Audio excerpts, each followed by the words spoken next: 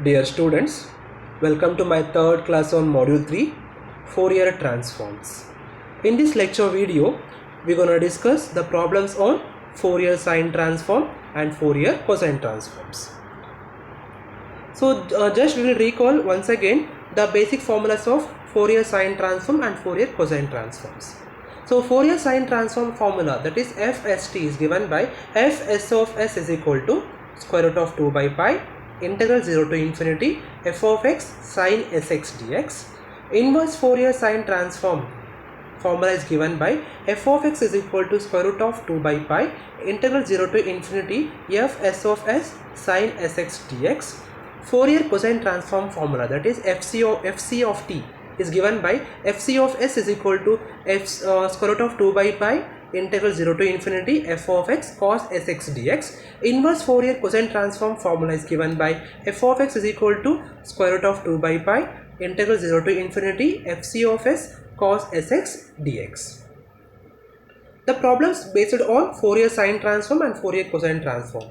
Find the Fourier sine transform of e power minus ax for a is greater than 0 and hence evaluate integral 0 to infinity x sine mx by 1 plus x square dx. So to solve this one, so first we will be taking the Fourier sine transform formula. So they have given that f of x is equal to e power minus ax for 0 less than x less than infinity for a is greater than 0. So from Fourier sine transform we have f s of s is equal to square root of 2 by pi integral 0 to infinity f of x sine sx dx. So now I am going to replace this f of x is equal to e power minus ax in this equation.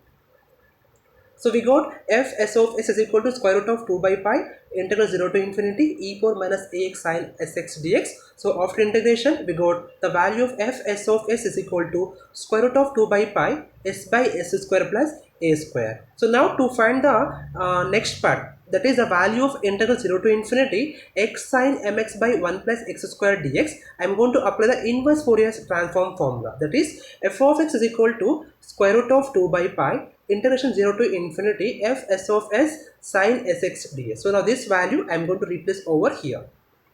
So therefore we got e power minus ax square root of 2 by pi integration 0 to infinity square root of 2 by pi s by s square plus a square into sine sx dx.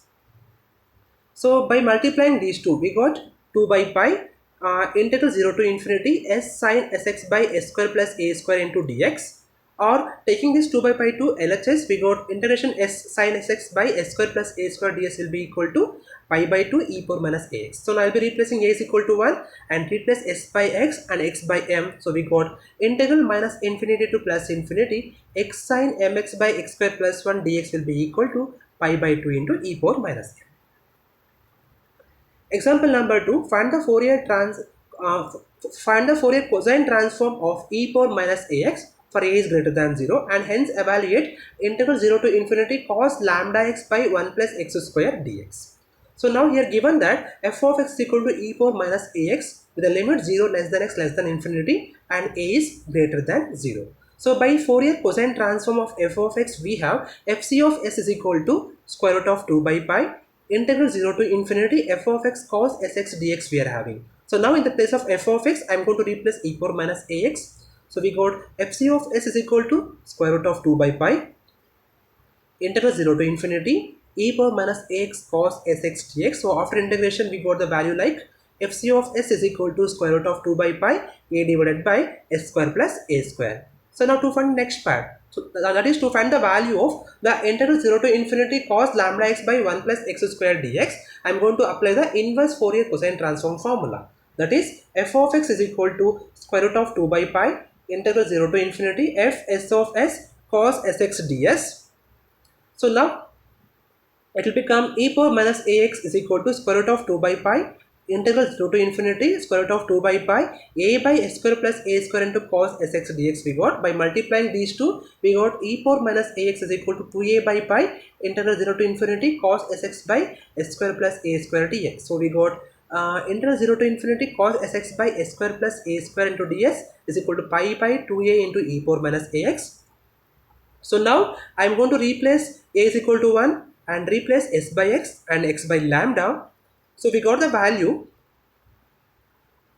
the integral 0 to infinity cos lambda x by x square plus 1 into dx will be equal to pi by 2 e power minus lambda. Example number 3. Find the Fourier cosine transform of the function x with the condition 0 less than x less than 1, 2 minus x with the condition 1 less than x less than 2, and 0 with the condition x is greater than 2. So now I am going to use the Fourier cosine transform formula over here. That is fc of s is equal to square root of 2 by pi integral 0 to infinity f of x cos sx dx. So in the place of f of x, I am going to replace all these three functions with these limits. So we got fc of s is equal to square root of 2 by pi integral 0 to 1 into x cos x dx plus integral 1 to 2 minus x cos sx dx plus 2 to infinity 0 into cos sx dx. So this function will become 0 because the function is 0 here. So now by applying integration for the first two integrals, so we got the integral 2 by pi x sine sx by s minus 1 into minus cos sx by s square with the limit 0 to 1. And for the next function, 2 minus x into sine sx by s into minus cos sx by s square with the limit 1 to 2. So now apply the limit for entire function. So we got square root of 2 by pi sine s by s plus cos s by s square minus 0 plus 1 by s square. The next function is 0 minus cos 2s by s square minus sine s by s minus cos s by s square. So after simplifying this equation, we got square root of 2 by pi into sine s by s plus cos s by s square minus 1 by s square minus cos 2s by s square minus sine s by s plus cos s by s square. So on simplifying further, we got fc of s is equal to square root of 2 by pi 2 cos s by s square minus 1 by s square minus cos 2s by s square will be equal to square root of 2 by pi 2 cos s minus 1 minus cos 2s by s square is the required solution.